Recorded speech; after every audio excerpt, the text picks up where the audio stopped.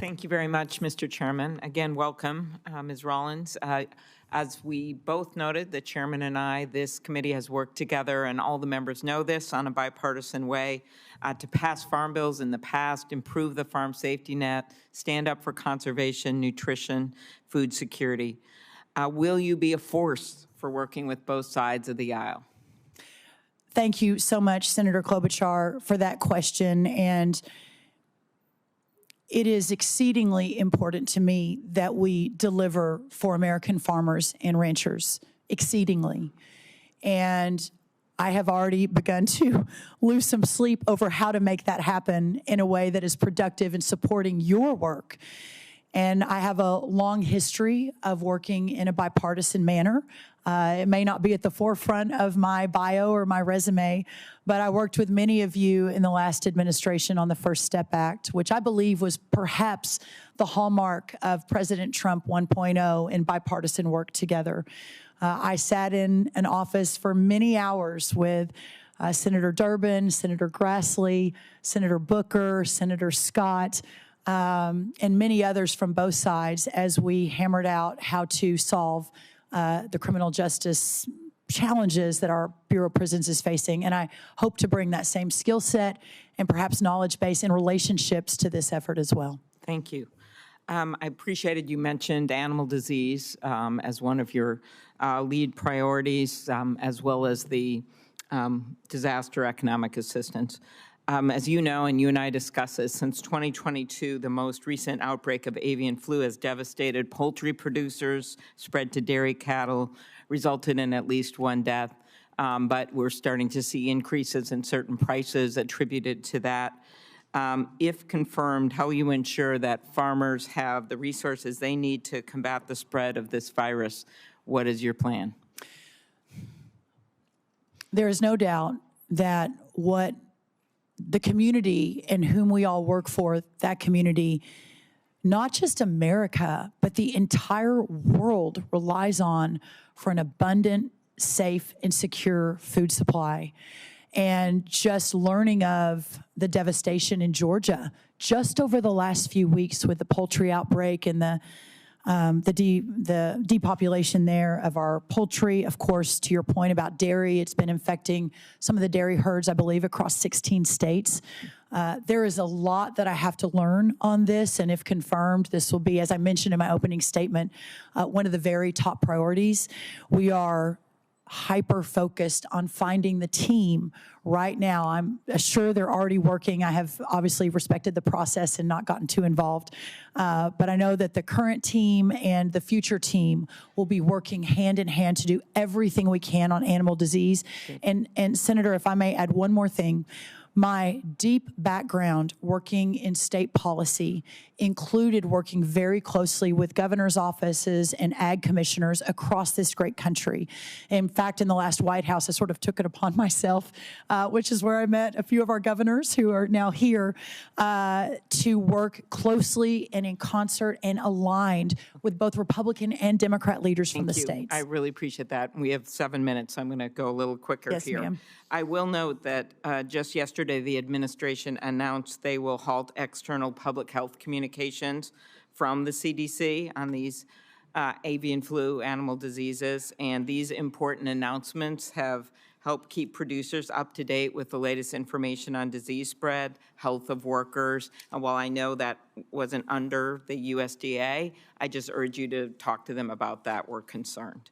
Biofuels, and I appreciated our discussion on that.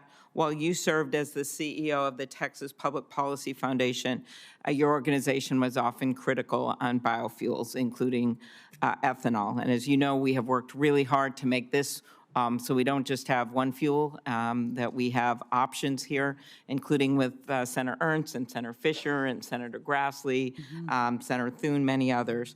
What role do you believe biofuels play in our domestic energy production? how will you continue to promote the production of these fuels as Secretary? Thank you, and I appreciate you bringing that up. It's my understanding that those reports were written over a decade ago. I haven't seen anything more recent.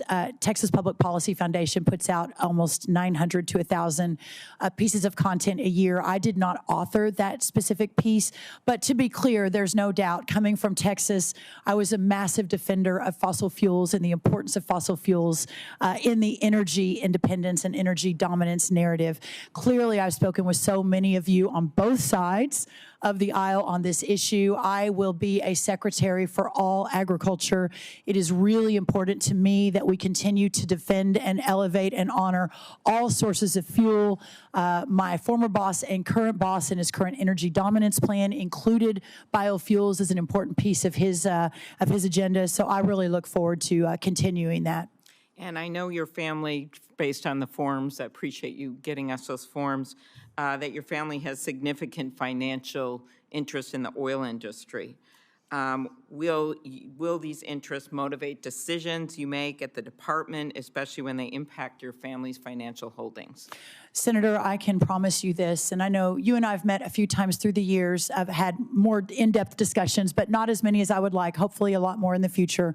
But I can promise you this, anyone that has ever worked with me will tell you, even to the detriment of organizations I have run, detriment financially to my potential family, that I have never, not ever, made a decision based on financial interest, ever. And that certainly will not begin now. Thank you. You discussed briefly with Senator Bozeman the export markets. I also appreciated you mentioned that in your long-term focus on exports. And as you know, during the first Trump administration, we heard resounding calls from farmers that they want trade, not aid. Those are exact words I'm remembering. They want to grow their market and not just get government payment. We've worked hard on this committee to help farmers build markets here and abroad. Senator Hoeven and I have set up a rural export center, in fact. And Ms. Rollins, how would you work with President Trump, the Office of the U.S. Trade Rep, and others within the administration to ensure that they understand the effects of potential retaliatory tariffs on American farmers? And how will you help them manage this risk? And beyond just getting extra payments to make up for it, will you be a voice to make sure people understand the importance of exports for rural America? And it's not just farming, it's also manufacturing and the like. No, that's correct. I believe, extraordinary value that I potentially bring to this table is having served in the last White House for 3 years, right alongside President Trump. I believe I may be the most well-versed in how the interagency process works, of all the cabinet, of how the interagency process works, of how the discussions are handled, of what the Oval Office meetings look like, and how to ensure that at every corner that my team, that our community, that what we all represent together is at the table fighting for what we believe is necessary for these communities. Okay, thank you. And I have some important questions for the second round here on conservation and nutrition, and I know my colleagues will be asking them as well. Thank you. Thank you. Senator McConnell.